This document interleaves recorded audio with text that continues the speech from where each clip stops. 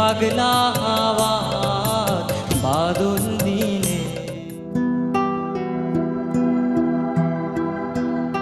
কিছু মানুষ চলে যান, কিন্তু ফেলে যান এমন কিছু স্মৃতি যা সময়ের সঙ্গে মুছে যায় না। দেখতে দেখতে কেটে গেছে 15টি বছর, তবু প্রিয় মানুষের হঠাৎ হারিয়ে যাওয়ার সেই শূন্যতা আজও বয়ে বেড়াচ্ছেন তার স্বজন, বন্ধু আর ভক্তরা। আমি কান পেতে রই।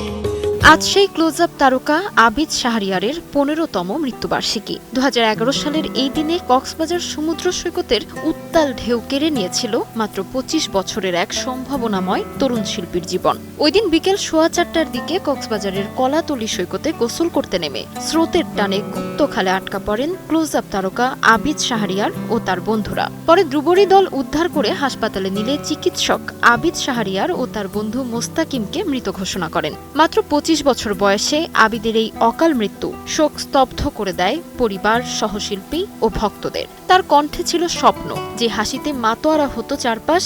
সেই আবিদ হারিয়ে যান না ফেরার দেশে।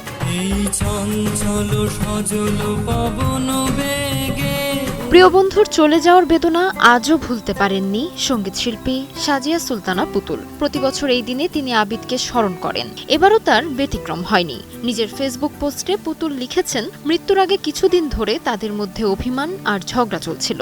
সেই অভিমান আর কখনো ভাঙেনি, কারণ কোনো সুযোগ না দিয়ে আবিদ চলে গিয়েছিলেন এমন এক ঠিকানায় যেখান থেকে আর ফিরে এসে কোনো ভুল বুঝাবুঝির অবসান হয় না।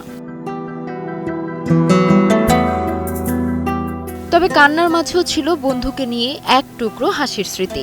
একই ছবি দিয়ে প্রতি বছর বন্ধুকে স্মরণ করতে ভালো লাগছিল না বলে কৃত্রিম বুদ্ধিমত্তা চ্যাট জিপিটির সাহায্যে 40 বছর বয়সী আবিদের একটি কল্পিত ছবি তৈরি করেন পুতুল। মজার ছলে লেখেন, চ্যাট জিপিটি যখন জানতে চেয়েছিল চুল কি একই রকম রাখবো, তখন তিনি বলেছিলেন, না, চুল একটু পাতলা করে দাও। আমার চুল যদি 15 বছরে পাতলা হয়ে যেতে পারে, ওরটা কেন একই রকম থাকবে? পোস্টের শেষ দিকে আবেগ ভরা কণ্ঠে পুতুল লিখেছেন, হাসি গানে সবাইকে মাতিয়ে রাখা ছেলে ছিলি তুই।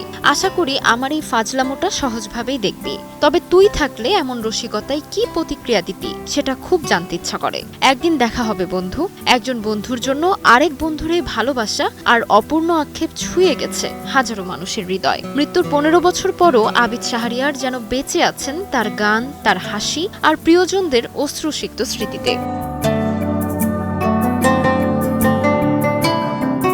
তাজমিলা খান, সময় সংবাদ।